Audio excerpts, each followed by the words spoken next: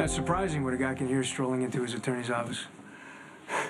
While no one in this town has seemed to manage the skill, it is customary to knock. Well, how about attorney-client privilege? Is that customary, too?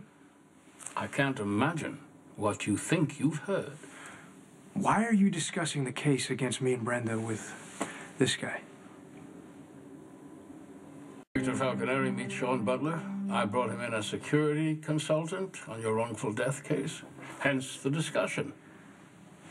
Nice to meet you. Yeah. Why do we need extra security? Jason Morgan will fill you in on the details. Mr. Butler will also be investigating, since the PCPD did very little of that. You mind if I speak to my attorney in private? Sure. Thanks for dropping by. I will be in touch. You have my number. Why did you tell Lulu that Brenda killed the Balkan son and I helped cover it up? I was under the impression she knew all about it.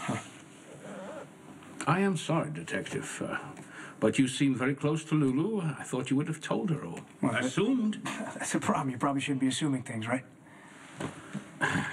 I didn't think you would keep something so important from your girlfriend. Well, you don't know anything about me and Lulu, and you shouldn't be talking to her in the first place. I am trying to defend you, Detective, and I don't have time to decipher who said what to whom. But, as I now know you lied to your significant other, it begs the question. What else haven't you told Lulu or me?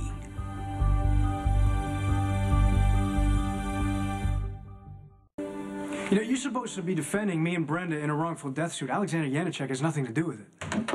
Aside from the fact that Brenda shot him in the same situation nearly 4 years ago, the connection is obvious and damaging. Yeah, great. Both cases were self-defense. Banovic worked for the Balkan. Alexander was the Balkan's son. They both tried to kill me. If not for Brenda, I'd be dead. But you had to cover it up. Yeah, you know, I did the best I could at the time. Meaning you dumped Alexander's body in a swamp and walked away. Did you really think no one would ever find out? Look, this guy was the scum of the earth. He was a waste of oxygen. We'd all be better off if he was still in the swamp. This case is far more complicated than I expected. Well, then why don't you just settle and get it over with? I would love nothing more than that. But the Banovic family will not consider it. Even if what you're saying is true, and Alexander was attacking you, why didn't you call for help?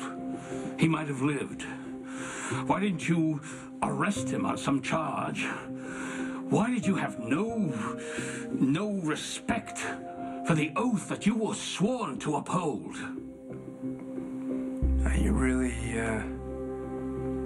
really concerned about Alexander? He has nothing to do with anything.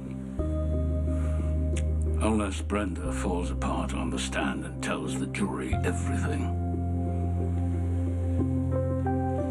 You know, since no one can predict what Brenda might say on the stand, shouldn't you be working to keep her off of it? That may not be an option. If opposing counsel finds out about Alexander Janacek, they can easily prove that you covered for Brenda on both occasions. Well, you have to keep that from happening. Well, I will do my best, but if that happens, you will be seen as a dirty cop, a liar, or even a murderer, since you refuse to get help for either victim. I don't get it. You're supposed to be this great lawyer. Why don't you do something? File an injunction. Make anything about Alexander inadmissible. I need to know what I'm keeping out, Detective. You know what? You're supposed to be defending me and Brennan. It just feels like you're treating us as suspects. You don't seem to grasp what trouble you're in. Just win the case, all right? Do whatever it takes. That's why I'm here, Detective. Make no mistake about that.